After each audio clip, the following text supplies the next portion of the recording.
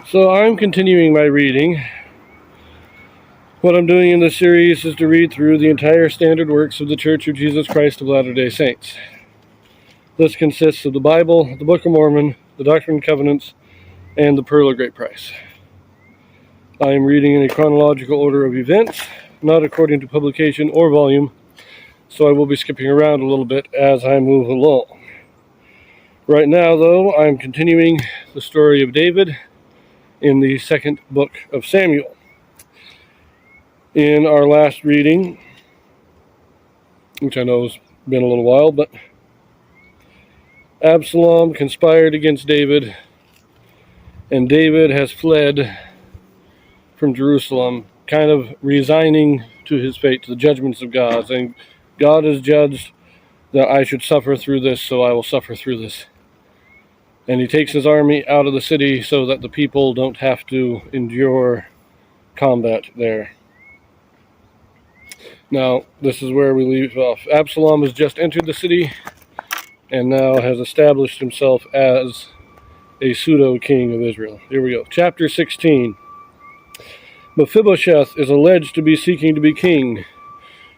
Shimei of the house of Saul curses David. Ahithophel counsels Absalom, and he takes his father's concubines. So when David was a little past the top of the hill, behold, Ziba, the servant of Mephibosheth, met him with a couple of asses saddled, and upon them 200 loaves of bread, and 100 bunches of raisins, and 100 of summer fruits, and a bottle of wine. And the king said unto Ziba, What meanest thou by these? And Ziba said, The asses be for the king's household to ride on, and the bread and summer fruit for the young men to eat, and the wine that such as be faint in the wilderness may drink. And the king said, And where is thy master's son? And Ziba said unto the king, Behold, he abideth at Jerusalem. For he said, Today shall the house of Israel restore me the kingdom of my father. Then said the king to Ziba, Behold, thine are all that pertain unto Mephibosheth. And Ziba said, I humbly beseech thee that I may find grace in thy sight, O Lord King. In thy sight, my Lord, O King. So, first of all, let us refresh our memories here. Mephibosheth is the son of Jonathan, David's good friend. And as he promised Jonathan, David is taking care of Mephibosheth, and he didn't retaliate against Saul or Saul's family. And he gave all of Saul's land back to Mephibosheth to own, but he brought Mephibosheth into Jerusalem to be part of his court. Ziba was the servant of Mephibosheth that was put over to run and operate the land, to oversee the land for Mephibosheth. You remember, Mephibosheth is lame in both feet. He can't walk. Now Ziba's coming and saying, oh, well, Mephibosheth is saying that with all this turmoil going on, Israel will make him king. And so I left and brought all these supplies to you because you are the rightful king. And David saying, well, if that's true, then everything that Mephibosheth has, I will take from Mephibosheth and give it to you for your loyalty. So that's what's going on here. Ziba's coming and saying, hey, my master has turned against you, but I am still loyal, and I brought all this supplies to show my loyalty. And David is rewarding him. But he does say, let's just continue here. We'll finish. This will come back in a later chapter. So, verse 5. And when King David came to Bahurim, behold, thence came out a man of the family of the house of Saul, whose name was Shimei, the son of Gera, and he came forth and cursed still as he came. And he cast stones at David and at all the servants of King David, and all the people and all the mighty men were on his right hand and on his left. And thus said Shimei when he cursed, come out, thou bloody man, and thou man of Belial. The Lord hath returned upon thee all the blood of the house of Saul, in whose stead thou hast reigned. And the Lord hath delivered the kingdom into the hand of Absalom thy son. And behold, thou art taken in thy mischief, because thou art a bloody man. Okay, so This is not a descendant. Well, there are some descendants of Saul, but they would all be the children of Mephibosheth, because all of his other sons were killed. Now, I will say it is possible that Gera was Saul's grandson, and Shimei is his great-grandson. That's possible. I mean, David's probably in his 60s at this point, and so David's grandchildren are probably already born. Now, I think that Shimei is actually a descendant of, like, Saul's brother. I mean, Abner was Saul's cousin, so he was still of the house of Saul, because Saul was king, and therefore all of his relatives became known as the house of Saul. So I think Shimei was a descendant. I think Gera was like Saul's brother, and Shimei is Saul's nephew. Maybe it was Gera was Saul's nephew, and Shimei is Saul's great nephew. But still, I don't think he's a direct descendant of Saul, because I think it would have specified that if he was. So he is of the house of Saul. He may even just be of the son of one of Saul's servants, because they would also be counted as the house of Saul. So, but we see here that even now, I mean, David became king when he was 30. He's probably in his 60s, so he's been king for over 30 years, most likely. And there is still a faction of Israel that is loyal to Saul. Shimei is saying, you usurped the throne of Saul, you took away what was rightfully Saul's, and God is punishing you for it by giving what you took to your son. This is all because you are not rightfully king, and God is returning against you. So that's what Shimei is saying. And he's pelting him with stones. He's not just cursing David, he's cursing anybody loyal to David. And he's throwing stones at all the people. So, anyway, verse 9. Then said Abishai, the son of Zeruiah, unto the king, why should this dead dog curse my lord the king? Let me go over, I pray thee, and take off his head. And the king said, what have I to do with you, ye sons of Zeruiah? So let him curse, because the Lord hath said unto him, curse David. Who shall then say, wherefore hast thou done so? And David said to Abishai and to all his servants, behold, my son, which came forth of my bowels, seeketh my life. How much more now may this Benjamite do it? Let him alone, and let him curse, for the Lord hath bidden him. It may be that the Lord will look on mine affliction, and that the Lord will requite me good for his cursing this day.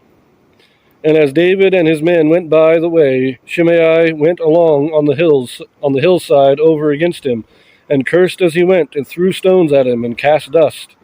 And the king and all the people that were with him came weary, and refreshed themselves there.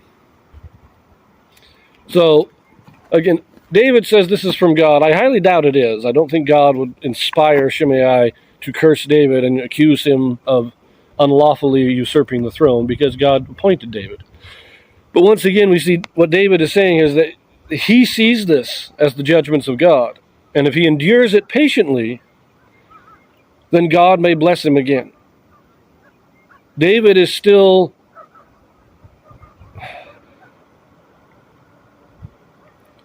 feeling the guilt. He can't get rid of it. He can't wash himself clean. He can't.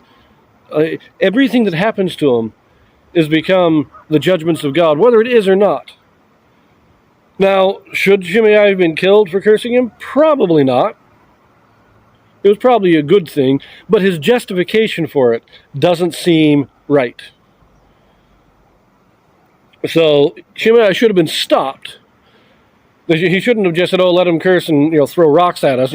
Yeah, get rid of him. You should have been just get rid of him. Don't kill him, but chase him off. Get rid of him.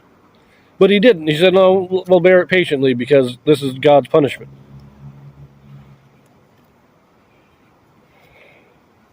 We see David slipping into this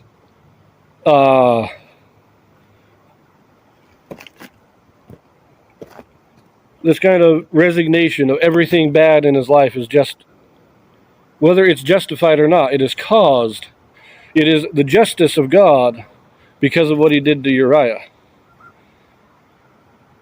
And so he kind of steps back and just takes a very hands-off approach, that's the term. He doesn't want to upset it. He doesn't want to try and change it. He says, I'll just endure it, and eventually God will end it, because God's just and merciful. And if I endure it patiently, he'll end it sooner. That's kind of David's reasoning, and so he never really does anything anymore. He just endures whatever he feels God is sending against him. Anyways, let us finish this out. Verse 15. And Absalom and all the people, the men of Israel, came to Jerusalem, and Ahithophel with him. And it came to pass, when Hushai the Archite, David's friend, was come unto Absalom, that Hushai said unto Absalom, God save the king, God save the king. And Absalom said to Hushai, Is this thy kindness to thy friend? Why wentest thou not with thy friend? And Hushai said unto Absalom, Nay, but whom the Lord, and this people, and all the men of Israel choose, his will I be, and with him will I abide. And again, whom should I serve? Should I not serve in the presence of his son, as I have served in thy father's presence? So will I be in thy presence.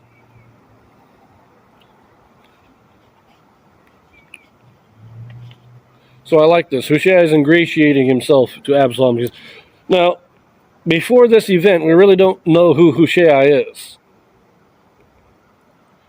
But I don't even think we get much information about him here. But he was a good friend, counselor to David, and he was sent back by David. He was told to return to Jerusalem to act as a kind of a spy and counter to Ahithophel, because Ahithophel was known as the greatest counselor. He was David's top man. But if you'll recall, he was also Bathsheba's grandfather, and so his resentment to David is coming out with him joining Absalom's conspiracy. We can see this, that Ahithophel does not like David. He's joining the conspiracy, and I do believe it is because of what happened with Bathsheba. Even though Bathsheba and David are now married, Ahithophel is angry at David.